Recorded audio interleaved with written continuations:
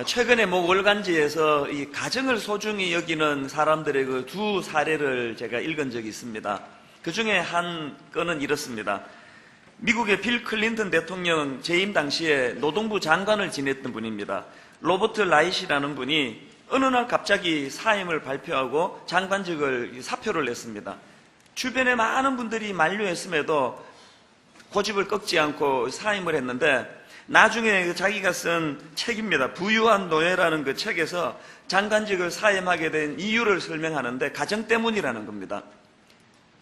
중책을 맡다가 보니까 뭐 집에 늘 늦게 들어가고 또 자녀들과 대화도 잘 못하고 이게 마음에 걸렸는데 어느 날 그 아들이 아빠 내일은 아무리 늦게 오셔도 저를 꼭 깨워주세요.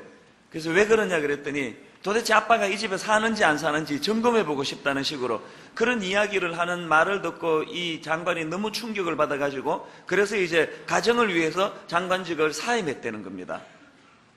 그런가 하면 또 비슷한 한 사례를 설명을 하는데 영화 타이타닉 주제가를 부른 그 세계적인 가수 아닙니까? 셀린 디온이라는 이 가수가 2000년대에 들어와가지고 2년 동안 이제 모든 가수 활동을 중단하겠다 그렇게 선언한 적이 있다는 겁니다.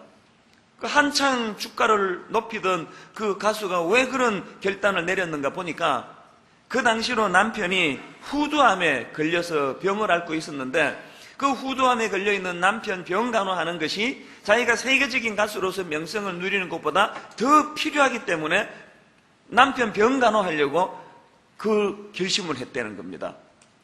제가 이 두 사례를 보면서 그 장관이 꼭 잘했다고는 생각하지 않습니다. 모든 이제 그 가정을 귀히 여긴다 할 때는 그 예화를 꼭 들지만 모든 그런 중직자들이 다 그런 식으로 가정을 지키기 위해서 나는 나라 위해서 일 안 하겠다. 그것도 문제지만 저는 그 사례를 보면서 사람에게 참 중요한 것은 우선순위를 세우는 거겠구나. 사람에 따라서 내가 우선순위를 이렇게 세운다 할 때는 모든 사람들이 그렇게 부러워하는 것들을 저렇게 버릴 수 있는 그게 우선순위라는 겁니다. 제가 오늘 이 본문 말씀을 읽으면서 하나님의 우선순위는 어디에 계실까? 성경은 어떤 우선순위를 가지고 말씀을 기록하고 있는가? 그 생각을 제가 하게 되었습니다. 오늘 본문의 배경을 몇 주 동안 살펴봐서 다 아실 거라고 생각합니다. 지혜와 계시의 성령께서 우리 마음의 눈을 밝혀주시면 보이게 되는 것이 세 가지가 있다. 이게 지난주에 살펴본 19절 말씀입니다. 하나는 부르심의 소망이 무엇인지 알게 되고, 그리고 또 하나는 기업의 영광의 풍성함이 무엇인지 알게 되고, 그리고 세 번째로는 하나님의 능력이 얼마나 크신가를 알게 될 것이다. 그래서 이 부르심이라는 것은 과거에 일어났던 일을 말하고, 그리고 장차 누리게 될 이 기업의 영광의 풍성함은 미래 어느 시점에 누리게 될 일이라면, 이 하나님 능력이라는 것은 바로 이 과거와 미래 사이를 어우러는 우리 삶 속에서 참 중요한 그런 우리가 경험되어져야 되는 덕목이다. 이게 지난주 우리가 나눈 말씀입니다. 그러면서 바울이 바로 19절 다음에 20절에서 이 하나님의 능력의 지극히 크심이 뭘 설명하는가를 하나 예를 들어서 설명하는데 그게 뭡니까? 20절에 나오는 겁니다. 그의 능력이 그리스도 안에서 역사하사 죽은 자들 가운데서 다시 살리시고 하늘에서 자기의 오른편에 앉히사. 이 뭘 의미할까요? 이 하나님 능력의 크심이 온 우주 만물에 미치지 않는 게 없는데 성경에는 이 하나님 능력의 크심을 설명하는 사례로 예수 그리스도의 죽으심과 부활하심을 들고 있다는 이야기입니다. 뭘 의미할까요? 하나님의 우선순위는 예수님이 이 땅에 오셔서 하신 일이 많잖아요.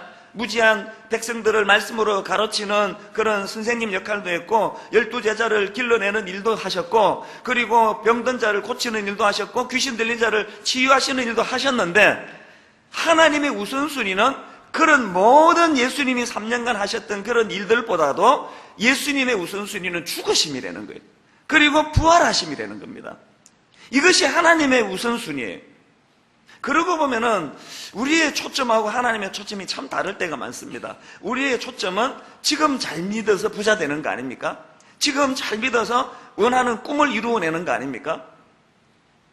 그래서 어느 교회가 병을 잘 고쳐준다더라 그러면 그 교회가 얼마나 많이 몰려듭니까? 우리의 우선순위하고 하나님의 우선순위의 차이가 뭘까? 그러고 생각해 보면은 전에도 한번 말씀을 드렸지만요, 그 당시로 예수님이 죽은 나사로를 살려주셨어요. 죽은 지 나흘이나 되는 나사로를 살려내는 사건이 그 당시로는 이게 뭐 엄청난 사건 아니었겠습니까? 그런데 우리 입장에서는 보십시오. 2000년이 지난 지금 와서 그때를 돌아보니까 뭐 나사로가 억지로 뭐 무덤에 가서 그거 시체 썩는 냄새가 나는 나사로를 예수님이 겨우 살려냈더니 조금 더 살고는 또 죽었어요. 눈먼 장님, 그뭐 막 침도 바르고 막 별 이상한 그 다 해가지고 그 눈을 뜨게 해줬더니 조금 더 껌뻑거리다가 영원히 감아버렸어요. 2000년이 지나놓고 그때를 돌아보니까 그 나사로가 뭐 처음 죽고 끝냈거나 또 살아서 조금 더 살다가 또 죽었거나 무슨 의미예요 이게 우리 입장에서는.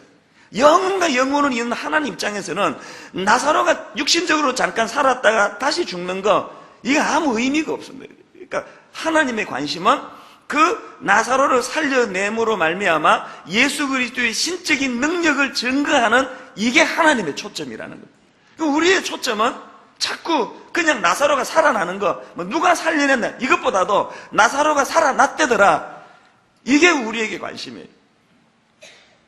그래서 저는 사극을 볼 때마다 참 저 주인공들 진짜 애쓴다 생각이 듭니다. 그 미실이 보세요. 지금 미실이 뼈라도 남아있겠습니까, 지금? 완전히 소멸된 그런 존재인데, 그 당시에 보니까 어떻게 권력을 좀 잡아보겠다고, 어떻게 한번 힘 좀 써보겠다고, 막, 이렇게 눈빛이 막 이래가면서, 얼마나 애렸습니까? 선덕 여왕도 내가 그 사극을 볼 때마다, 저 사람들 진짜 애쓴다. 좀 있으면 다 흙으로 돌아갈 건데, 그러고 저를 보면은, 오늘 제가 또 미실이 같은 짓을 하고 있는 거예요. 어떻게 해서든 좀 어떻게 해보겠다고 설교 잘하는 걸 좀 어떻게 좀 드러내보고 싶어서 아둥바둥하는 그게 또 저의 모습이에요. 묘한 눈빛으로 보시지만 여러분도 마찬가지 아닙니까? 그러니까 이게 우리가 신앙생활하는 데 있어서 그 우선순위를 잘 세운다는 거. 하나님의 우선순위는 병든 사람이 고침받는 거, 장님이 눈을 뜨는 거, 거기에 있지 않습니다. 하나님의 우선순위는 복음이에요. 예수 그리스도의 죽으심과 부활하심. 이것을 하나님의 능력의 사례로 오늘 꼽고 있다는 사실입니다. 그렇기 때문에 오늘 교회가 건강해지려면요, 복지재단을 몇 개나 운영하고, 요셉의 창고를 열어라 그래가지고, 다 그냥 돈을 다 그냥 약한 사람들에다 퍼주고 아무리 잘해도 교회에서 복음의 능력이 나타나지 않으면 그건 교회가 아닙니다.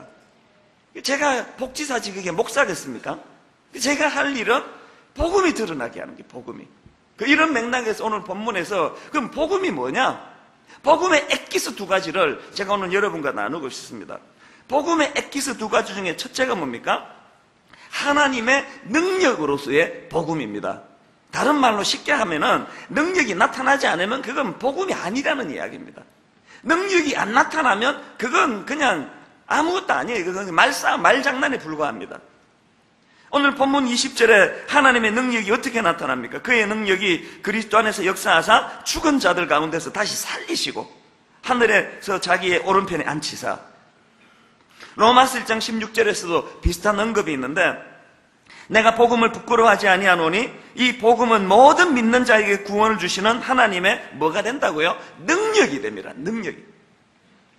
여기서 부끄럽지 않다는 것은 일종의 이중부정입니다. 매우 자랑스럽다는 걸 강하게 표현하는 거예요. 왜 바울이 복음을 매우 자랑스럽게 해요? 십자가라는 게 그게 그 흉측스러운, 뭐가 그게 자랑스럽습니까? 바울이 복음을 매우 자랑하는 건 딴 게 아니고 복음에서 하나님의 능력이 나타나기 때문에. 그러면서 제가 자료를 보니까 안양대학교 권영경 교수라는 분이 참 의미 있는 그 해석을 했더라고요. 그가 이런 구절을 가지고 의미 있는 메시지를 도출해내는데 이렇게 말합니다. 복음과 복음 아닌 것들을 구분하는 관건은 그것은 바로 능력, 곧 힘이라는 거예요. 강단에서 제가 아무리 미사역으로 여러분을 감동시켜도 여기에서 능력이 나타나지 않으면 이건 복음이 아니에요. 말장난이에요. 저같이 말을 많이 하는 사람들은 자꾸 하다가 보면은 이게 말장난이 이게 좀 가능해집니다. 궁금하시면 이제 목사를 해보시면 아는데, 뭐 아무런 능력이 안 나라도 계속 이런 이야기를 하고 하면 제법 이렇게 나옵니다. 이런 폼이 좀 나옵니다. 아무리 폼이 나와도 복음의 능력이 거기서 나타나지 않으면 그건 복음이 아니라는 이야기입니다. 그러면서 갈라디아서를 예로 드는데요. 여러분, 갈라디아서는 뭐 다 아시겠지만 어떻게 의의 소망에 이룰 수 있는가, 이 명제를 가지고 그 두 가지 구도가 갈등을 일으킵니다. 하나는 율법으로 의롭게 될 수 있다, 이런 관점 하나하고, 또 하나는 믿음으로 의롭게 된다. 이 두 관점이 그 논쟁을 벌이는 게 갈라디아서인데, 갈라디아서가 어떤 결론을 내립니까? 5장 6절에 보니까 그리스도 예수 안에서는 할례나 무할례나 효력이 없으되 사랑으로서 그 다음에 역사하는 믿음뿐이니라. 율법은 그건 뭐 암만 남자 생식기 표피를 잘라내고 뭐 그런 그 별짓을 다 해도 그 아무 능력이 안 나타나네. 능력이 나타나는 것은 믿음이라는 겁니다. 그런가 하면 고린도전서에서는 그 율법 대신에 헬라의 지혜를 대치해서 이 두 구도를 가지고 이게 설명을 하는데, 헬라의 지혜가 아무리 아름답고 아무리 그럴듯할지라도 그 공허한 말에 지나지 않는다는 거예요. 그러면서 그 대신에 고린도전서 1장 18절 말씀처럼 십자가의 도가 멸망하는 자들에게는 미련한 것이요 구원을 받는 우리에게는 뭐라고요? 하나님의 능력이라. 그 아름다워 보이는 헬라의 그 철학과 지식이 대단해 보여도 실제로 능력이 나타나는 것은 복음이라는 거예요. 1장 24절에도 오직 부르심을 받은 자들에게는 유대인이나 헬라인이나 그리스도는 하나님의 능력이요 하나님의 지혜니라.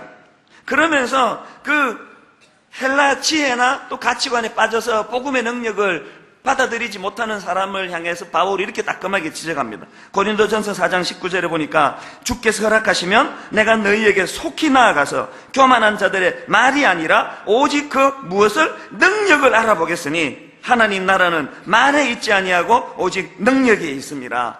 율법을 이기는 힘도 복음의 능력이요 헬라의 그 화려하고 현란한 철학과 지식을 억누를 수 있는 힘도 결국은 복음의 능력이라는 겁니다.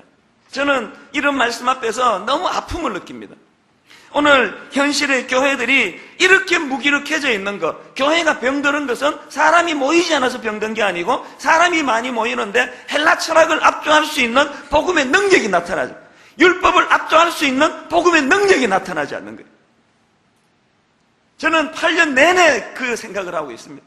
여기 교회를 세워가지고 온 주민들을 주일마다 불편하게 만드는 이것 말고 오늘 이 교회가 이렇게 엄청 사람이 모이는 것이 이 지역사회에 무슨 능력을 제공하고 있는가? 목사로서 이런 걸 고민할 때 여러분 직장에서 고민하고 계십니까? 여러분들이 진정 삶 속에서 복음의 능력이 그 직장 안에서 인격의 성숙으로 나타나고 있습니까? 지난주보다 이번 주가 직장 동료들을 대하는 여러분의 태도가 더 진실합니까? 내가 손해를 감수하고라도 복음의 의를 드러내기 위하여 결단할 때 그 결단이 의지적인 능력 이상으로 나타나는 성령의 그 무엇이 여러분에게 영향을 미칩니까? 여러분의 가정생활이 실제적으로 복음의 능력으로 말미암아 문제가 많은 배우자를 대하는 태도로서 나타나고 있습니까? 뭐 분당 우리 교회 와서 예배가 회복됐다면서요. 뭐 저 듣기 좋으라고 하는 소리입니까? 예배가 회복됐으면 왜 그렇게 사셔요? 왜? 예배가 회복이 됐는데 왜 여전히 그 모양이세요? 왜 여전히 말은 그렇게 많고 그 수군거림은 왜 그렇게 많고 왜 하나도 변화가 일어나지 않느냐고요? 예배가 회복됐다고 그러면서 왜 배우자를 대하는 태도는 여전히 그렇게 영안이 밝아져서 약점을 더 많이 잡아내는 그런 능력이 나타나는지 모르겠습니다만 왜 용서하고 품고 그것을 껴안아버리는 이런 능력은 왜 안 나타나느냐는 겁니다. 저는 성찬식을 앞두고 일주일 내내 진짜 마음에 소원이 있습니다. 하나님이 성찬 예식을 통해서 우리 교회에 육신적으로 병든 분이 많이 계세요. 너무너무 아까운 분들이 많이 계세요. 하나님 오늘 이 시간 성찬 예식을 통하여 치료의 광선을 발하여 주시옵소서. 복음의 능력을 보여주시옵소서. 병이 떠나가는 일을 오늘 좀 보여주시기 원합니다. 이런 일이 일어나지 않고 이게 뭐예요? 이게 뭐 뚜껑 덮어 열어봐야 그 이상한 빵 조각, 빵도 아니고 요새는 더 편리로 해가지고 무슨 전병 같은 거 놓고 그게 살이라 그러고 그 무슨 포도즙 이렇게 해주고는 예수님의 피라 그러고 이게 뭐예요? 이게 복음의 능력이 안 나타나면 이거 전부 다 쇼예요. 쇼를 해라. KTF 그 얘기예요 지금. 우리가 지금 교회 안에서 너무나 많이 쇼하는 데 익숙해져 있습니다. 그 눈물 한두 방울 찔끔 나면은 그게 은혜입니까? 그건 감정 자극이지 능력이 아닙니다. 성경 많이 읽어야 되는 거, 철학기도 나와서 열심히 부르짖어야 되는 거, 그것은 힘쓰기 위해서 밥 먹는 행위지 그것 자체가 칭찬받을 일입니까? 우리나라는 무슨 성경만 많이 읽으면 대박이라 그러는데 성경 많이 읽어서 하나도 안 바뀌면은 그 얼마나 부끄러운 이야기예요. 안 읽어서 안 바뀌었다. 희망이 있잖아요. 저 인간이 언젠가 성경을 읽으면 변화될 것이다. 읽는데 변화가 안 됐다. 그럼 어떻게 해야 됩니까? 그 성경을 뭐 찢어 먹어야 됩니까? 옛날 공부 하나도 안 되면 사진 막 찢어서 먹고 막 씹어 먹고 하듯이. 그러니까 기도 많이 하는 걸 더 이상 자랑하지 마세요. 부끄러워하십시오. 큐티 많이 하는 걸 자랑하지 마세요. 그러고도 그렇게 사십니까? 그러니까 우리가 궁극적으로 자랑해야 되는 건 성경 많이 읽는 것도 아니고 기도 많이 하는 것도 아니고 그렇게 영적으로 양식을 많이 먹은 사람답게 복음의 능력이 나타나야 될 줄로 믿습니다. 그래서 분당 우리 교회는 정말로 복음의 능력이 나타나서 이 교회는 용서의 대가들이 모여있고 사랑의 대가들이 모여있고 지난주보다 이번 주가 더 귀하고 이번 주보다 다음 주가 더 성화돼가지고 정말 복음의 능력이 나타나는 교회가 되기를 바랍니다. 그런가 하면 두 번째로 복음을 설명하는 두 번째, 생명 창조의 능력으로서의 복음입니다. 쉽게 말하면 생명을 살리는 데 쓰이지 않으면 그거 복음이 아니라는 이야기입니다. 오늘 본문에서도 하나님의 능력이 예수 그리스도를 살려내는 데 쓰여졌습니다. 하나님의 관심은 생명을 살리는 데, 사람을 살리는 데 있습니다. 마가복음 3장에 보면은요, 예수님과 바리새인이 대립하는데 거기에 그 참 묘한 메시지가 많이 담겨져 있습니다. 여러분, 마가복음 3장 1절부터 6절까지를 읽으시면서 예수님의 그 정신이 어디에 있는가를 여러분이 한번 찾아내 보시기 바랍니다. 한 목소리로 같이 읽어보십니다. 시작! 예수께서 다시 회당에 들어가시니 한쪽 손 마른 사람이 거기 있는지라 사람들이 예수를 고발하려 하여 안식일에 그 사람을 고치시는가 주시하고 있거늘 예수께서 손 마른 사람에게 이르시되 한가운데에 일어서라 하시고 그들에게 이르시되 안식일에 선을 행하는 것과 악을 행하는 것 생명을 구하는 것과 죽이는 것 어느 것이 옳으냐 하시니 그들이 잠잠하거늘 그들의 마음이 완악함을 탄식하사 노하심으로 그들을 둘러보시고 그 사람에게 이르시되 내 손을 내밀라 하시니 내밀매 그 손이 회복되었더라. 바리새인들이 나가서 곧 헤롯 땅과 함께 어떻게 하여 예수를 죽일까 의논하니라. 지금 그 안식일에 병 고쳐주는 문제로 예수님과 바리새인이 지금 대립해 있는데 이 두 대립의 공통점은 뭡니까? 하나님 말씀 좀 잘 지켜보자는 거 아닙니까? 어떻게 해서든 안식일을 좀 잘 지켜보자. 근데 한쪽은 그 병 고쳐주고 약자들을 고쳐주면서 안식일을 쓰는 것이 그게 하나님 정신이다. 그렇게 설명하시고 한쪽에는 아무 일도 안 함으로 하나님 뜻을 순종해야 된다. 이 구도예요. 그렇다면은요, 그 중심을 보시는 하나님 입장에서는 예수님이나 바리새인이나 그거 같이 봐야 될 거 아닙니까? 이렇게 생각하면 착각하고 있는 거예요. 왜냐하니까 이 바리새인들의 근본 정신은 하나님의 말씀을 잘 구현하고자 하는 데 있는 게 아니고 무섭게 부상하는 정치적인 라이벌 예수를 잡아 죽이는데 이 하나님의 말씀을 끌어들이고 있다는 거예요. 그리고 이 바리새인들에게 더 비극이 뭡니까? 지금 그 손 마른 장애인, 그 신체 장애인이 평생을 그 문제로 고통하고 괴로워하다가 지금 하나님의 능력으로 치유함을 받고 그 인생이 얼마나 기뻐하고 있는가, 얼마나 즐거워하고 있는가에 대해서 이 바리새인들은 관심이 없다는 거예요. 급기야는 그 놀라운 예수님의 능력을 가지고 어떤 결론을 냈습니까? 6절에 보니까 바리새인들이 나가서 곧 헤롯 땅과 함께 어떻게 하여 예수를 죽일고 의논하니라. 바리새인들에게서 치명적인 문제는 이 주일 안식일 성수에 대한 해석을 잘못한 게 아닙니다. 근본적으로 바리새인과 예수님에게 차이는 예수님은 모양새가 좀 나빠도 다소 오해의 소지가 있어도 생명을 살리고자 하는데 주님의 정신이 있는 것이고 바리새인들은 모양새는 그렇듯했지만 사람에게 관심이 없었다는 거예요. 자기의 더러운 야망을 이루는데 하나님의 그 계명을 동원하고 있다는 거예요. 오늘날 우리 정직하게 다 이제 예수 믿는 사람이니까 우리끼리 한번 까놓고 이야기해 보자고요. 톡 까놓고 인터넷으로 또 이제 나가긴 하지만, 여러분 오늘 교회가 이런 예수님 쪽에 가깝습니까? 바리새인 쪽에 가깝습니까? 솔직히 한번 이야기해보죠. 오늘 교회가 이 모양새가 중요하고 몇 명 모이느냐가 중요하고 막 건물이 중요하고 뭐 이런 막 그 어떤 그 행위적인 이런 게 굉장히 중요한데, 그런데 생명을 사랑하시는 예수님의 정신에서는 많이 멀어져 있는 걸 느낍니다. 왜 이렇게 많이 모여야 하는지 저도 잘 모르겠어요. 헌금을 저는 강조를 못합니다. 헌금을 강조를 못하는 건요, 헌금 생활이 소중하지 않아서가 아니고 헌금이 그렇게 더 많이 모일수록 난 두려워요. 이 귀한 헌금을 어떻게 써야 될지를 내가 잘 모르겠습니다. 오늘 우리가 놓치고 있는 것은 두 가지예요.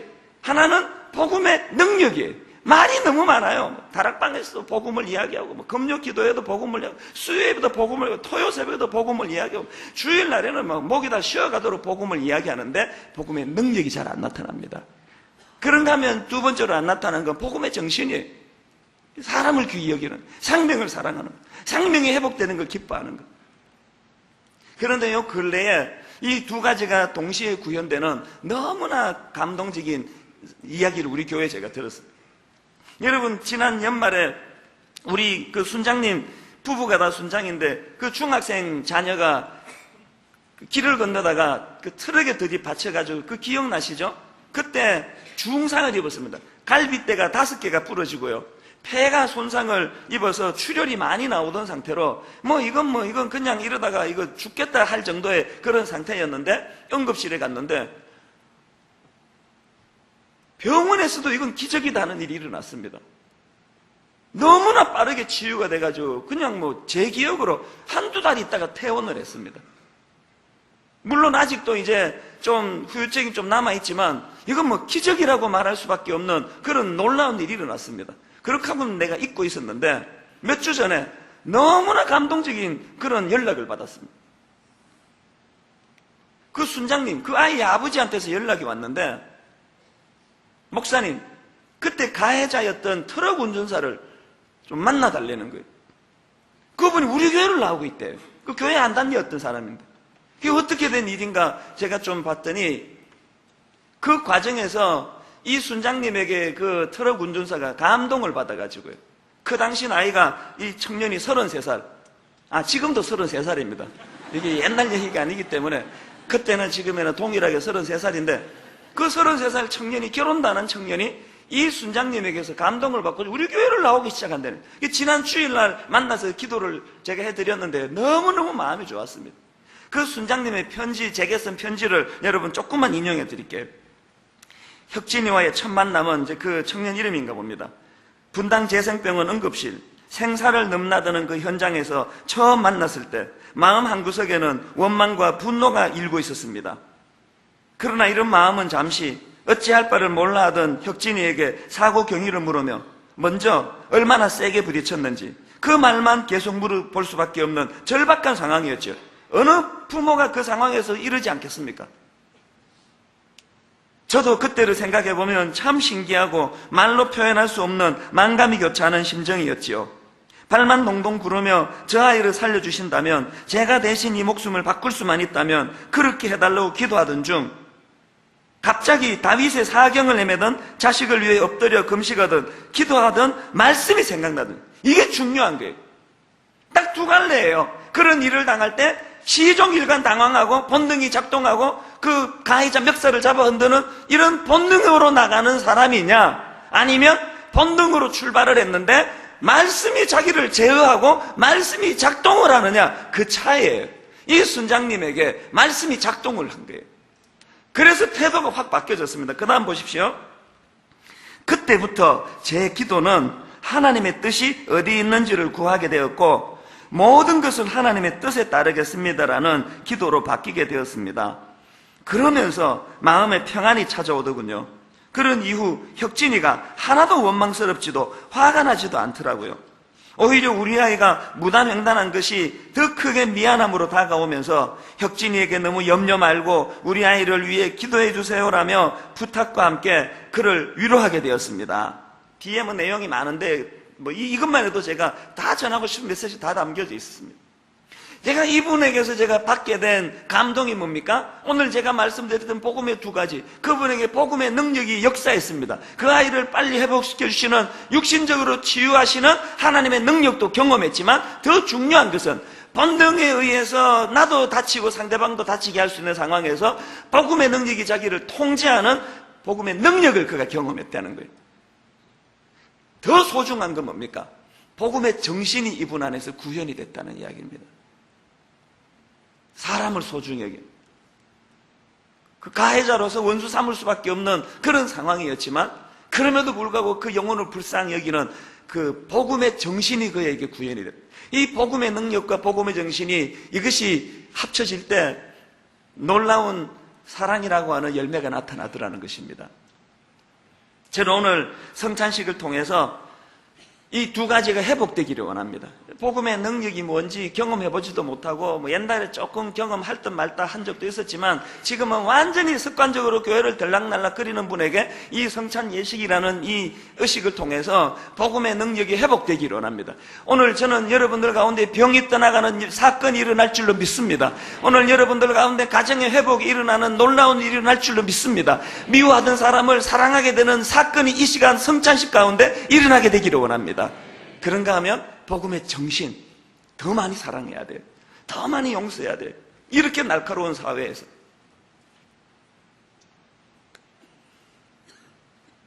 우리 찬송가 254장을 같이 부르시면서 성찬식을 준비하고, 그리고 함께 우리가 기도하는 시간을 가질 텐데, 이 시간 성령님께서 이 찬양 가운데 우리에게 임하기를 원합니다. 내 주의 보혈은 정하고 정하다. 내 죄를 정케 하신 주 날 오라 하신다. 우리 같이 찬양하실 때 찬양 속에 하나님의 복음의 능력이 묻어나게 되시기를 바랍니다.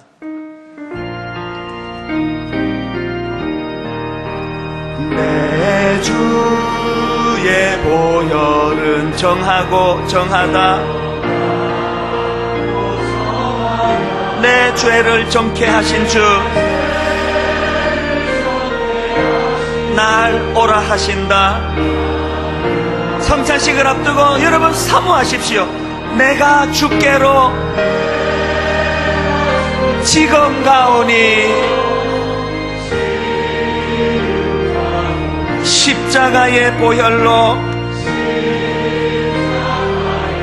날 씻어 주소서.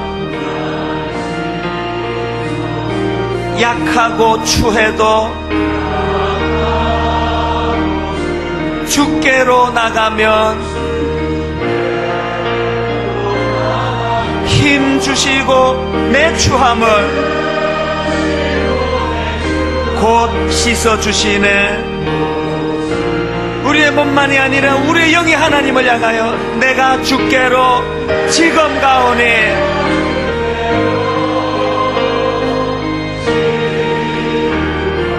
십자가의 보혈로 날 씻어 주소서. 이 시간 우리 참회의 기도를 드리겠습니다. 2절의 가사를 보니까요, 하나님 앞에 나오는 조건을 저는 여기서 힌트를 얻습니다. 약하고 추해도 주께로 나가면, 여러분 약해도 추해도 하나님께 나가는데 지장이 없다는 거예요. 추해도 괜찮아요. 추하게도 괜찮아요. 약하고 추해도 주께로 나가면 힘 주시고 내 추함을 곧 씻어주시네. 이게 중요한 겁니다. 모든 예배 시작할 때 우리는 참회의 기도로 주님께 나가야 될 것입니다. 이 시간 같이 기도할 때 하나님, 성찬 예식에 참여하기 위하여 약하고 추해도 받아주시는 주님 앞에 나가기 원합니다. 너에게 거룩과 순결로 덧입혀 주시기 원합니다. 우리 참회하며 입술을 벌려 같이 기도하시면서 성찬을 준비하시겠습니다. 살아계신 하나님 아버지, 내 주의 보혈은 정하고 정하다. 내 죄를 정케 하신 주 날 오라 하신다. 이 주님의 부르심에 오늘 반응하는 저희들 되게 하여 주시옵소서. 성찬 예식을 통하여 주님의 피와 살을 다시 한번 되새기며 나를 기념하라 하신 주님의 그 아름다운 부르심에 반응하며, 무엇보다도 오늘 그 예수 그리스도의 십자가와 부활하심의 능력이 다시 한번 각인하는 시간 되게 하여 주시옵소서. 마음이 상하고 마음에 고통이 있고 마음에 아버지 여러 가지 연민을 가지고 두려움을 가지고 예배하는 모든 자들에게 이 성찬 예식이 놀라운 사건이 되게 하여 주시옵소서. 내가 주님 앞으로 지금 나아가오니 예수 그리스도의 십자가의 보혈로 우리를 정결케 하여 주시옵소서.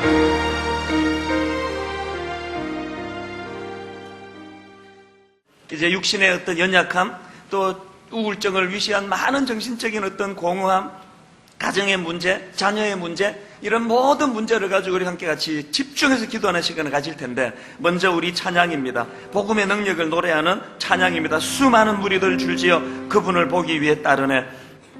이 찬양 같이 부르시면서 마음으로 갈망하시면서 능력을 구하며 찬양하십니다.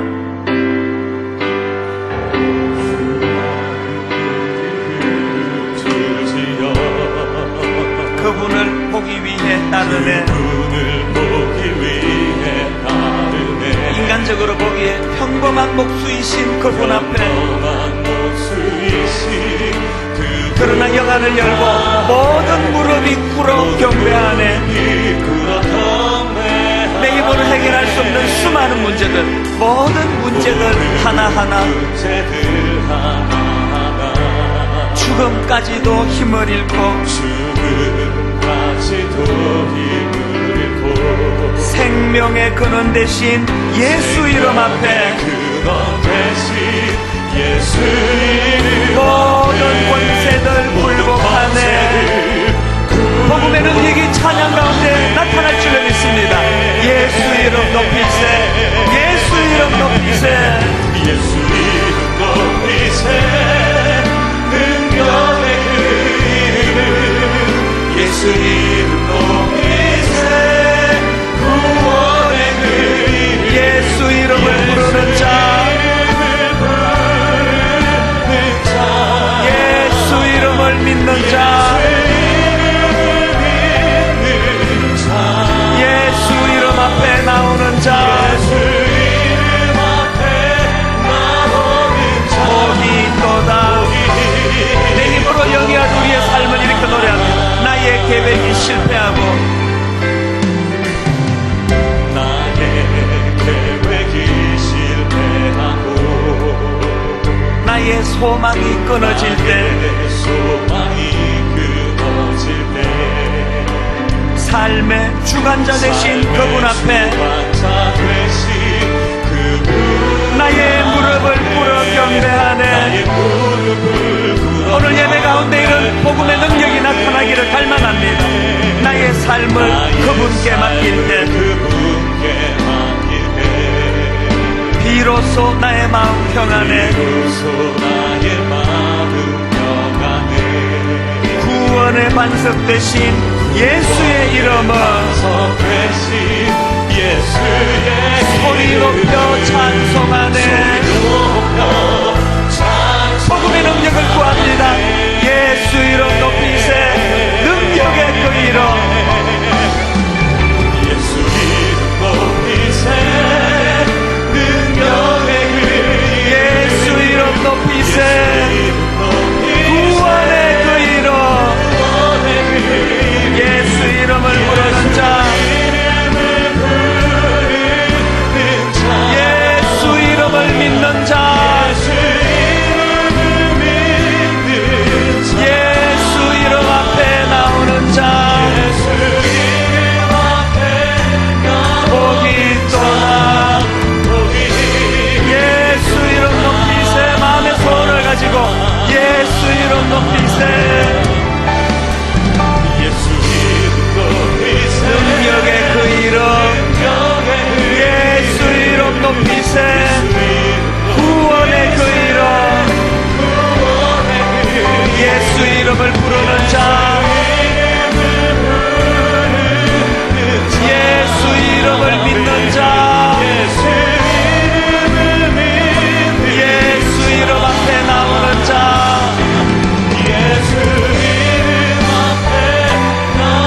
복이 또다. 복이 또다. 여러분, 저는 이 시간을 지난 일주일 내내 기다렸습니다. 여러분, 기왕에 복이 있는 자로 여기까지 나왔는데 복음의 능력을 경험하셔야 됩니다. 육신적으로 질병을 갖고 계시는 분 계십니까? 아무리 애를 써도 치유가 되지 않는 분 계십니까? 자리에서 일어나십시오. 마음이 아픈 분 계세요? 우울증 계세요?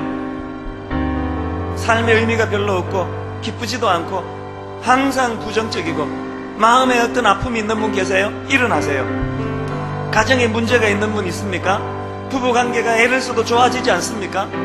자녀 문제로 고민하십니까? 일어나십시오. 내 힘으로 할 수 있는 거 내 힘으로 할 수 있습니다.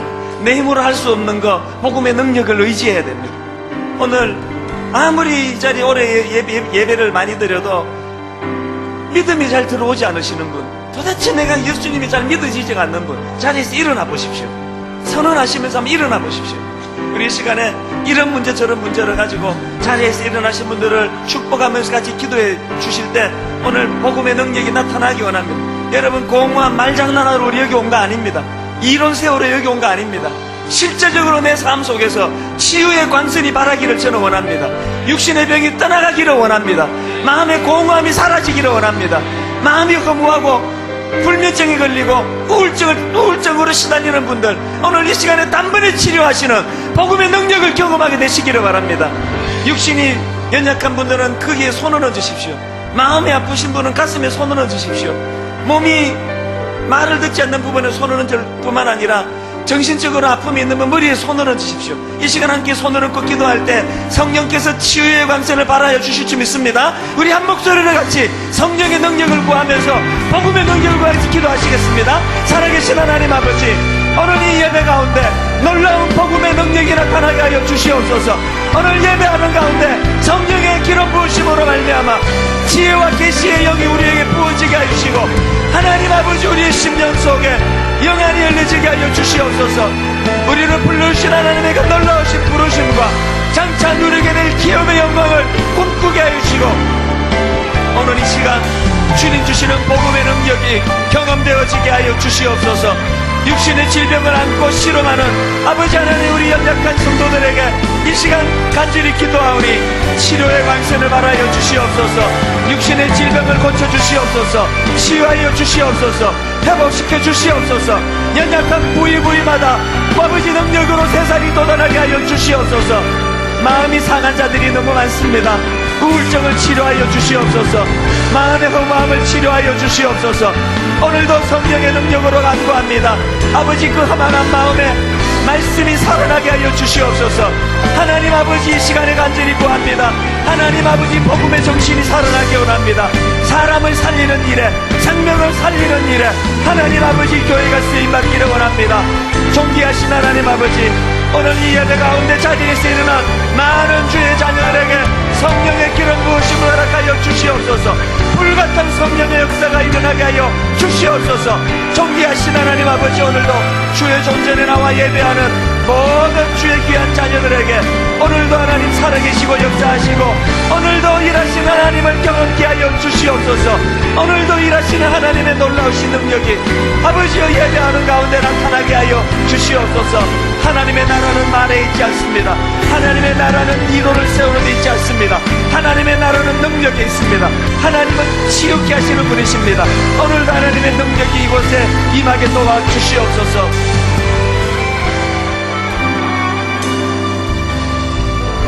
살아계신 하나님 아버지, 믿음을 가지고 자리에서 일어났습니다. 믿음이 없어도 믿음을 구하며 자리에서 일어났습니다. 하나님, 오늘 이 시간에 강력한 복음의 능력이 나타나게 하여 주시옵소서. 육신의 질병을 가지고 씨름하며 오래 고통하는 우리 성도들에게 이 시간 성령의 치료의 광선이 바라게 도와주시옵소서. 하나님 아버지, 마음이 상한 자들이 너무 많습니다. 정신적으로 병든 자들이 너무 많습니다. 오늘 이 시간 우울증을 치료하여 주시옵소서. 오늘 마음의 허무함을 치료하여 주시옵소서. 가정이 깨어진 너무나 많은 고통하는 자녀들 이 자리에 있습니다. 부부관계를 인간적인 노력으로 아무리 애를 써도 치유가 되지 않는데 오늘 주님 성령께서 단번에 우리를 복음 앞으로 인도해 주심으로 가정의 회복을 허락하여 주시옵소서. 자녀들을 위하여 눈물을 흘리는 가정들이 너무 많습니다. 오늘 우리가 여기서 눈물로 기도할 때 그 아이들을 되돌려 주실 분은 예수 그리스도 십자가밖에 없는 줄 믿사오니 그 능력이 시간 나타나게 하여 주시옵소서. 우리 성도들을 괴롭히는 악한 영들은 떠나갈지어다. 우리 성도들을 혼미케 하는 악한 영들은 떠나갈지어다. 예배 가운데 예수 그리스도의 복음의 능력이 회복되도록 함께하여 주시옵소서. 하나님 나라는 공허한 말에 있지 않습니다. 하나님 나라는 종교적인 행위에 있지 않습니다. 하나님의 나라는 거기에 나타나는 능력으로 나타날 줄 믿사오니 우리 예배하는 모든 성도들 인격의 변화를 허락하여 주시옵소서. 하나님 아버지, 종이 무능해서 복음을 제대로 잘 못 전한다면 종을 깨우쳐 주시옵소서. 하나님, 변방의 끄트머리를 붙잡고 예배 인도하는 종이 아니라 가장 하나님의 우선순위, 주님의 죽으심과 부활하심을 선포하는 강단이 되게 하여 주시옵소서. 모든 연약한 것들은 주님의 능력 앞에 굴복하는 시간 되게 하여 주시옵소서. 이 시간 다 자리에 앉으시고 한 1, 2분 본인의 입술로 소원하십시오. 하나님, 내가 진정한 그리스도인이 되고 싶습니다. 흉내만 내는 그리스도인이 아니라 능력을 경험하는 십자가를 아는 그리스도인 되고 싶습니다. 내 연약한 부위, 내 기도하는 제목들이 내 입술로 주님 네가 낫기를 원하느냐 말씀하실 때 그렇게 되기를 원합니다. 고백하는 시간으로 마무리 기도를 여러분이 하십시오. 같이 기도하십니다. 가정을 위하여 기도하십니다. 내 자녀를 위하여 내가 어떻게 할 수 없을 때 하나님께 맡겨보십시오. 치료하여 주시옵소서. 가정을 회복시켜 주시옵소서. 내 공허한 마음을 회복시켜 주시옵소서. 복음의 능력임을 온전히 믿는 믿음을 이 시간 허락하여 주시옵소서.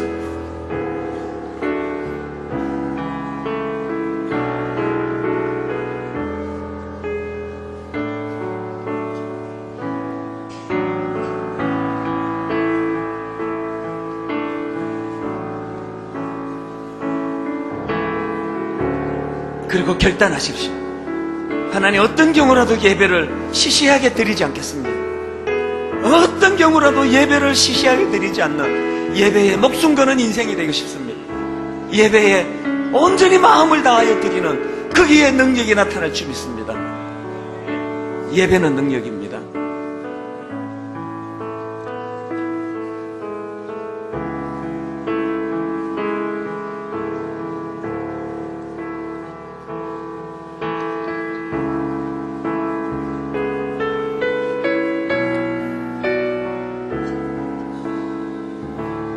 하나님 아버지, 오늘 이 성찬 예식을 통하여 다시 한번 우리의 몸과 마음이 정결한 주님의 신부로 거듭나게 하심을 감사합니다. 어제까지 우리가 가졌던 누추한 것들 다 벗어버리고 보혈의 능력으로 덧입게 하여 주시옵소서. 또다시 넘어진다 할지라도 일어나게 하시는 복음의 능력이 내 안에 작동되는 믿음을 허락하여 주시옵소서.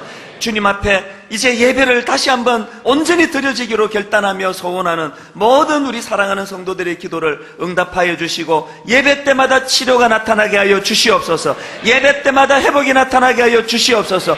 예배 때마다 십자가의 능력이 나타나는 은혜를 허락하여 주시옵소서. 예수님 이름으로 기도드립니다. 아멘. 다 자리에서 일어나셔서 찬송가 268장입니다. 1절, 4절 찬양하시고 예배를 마무리하겠습니다.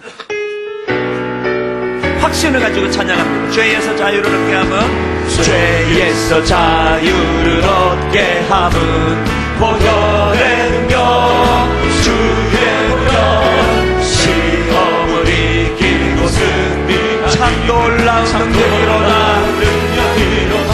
아멘. 주의 보혈 능력이 있도다. 주의 피 믿고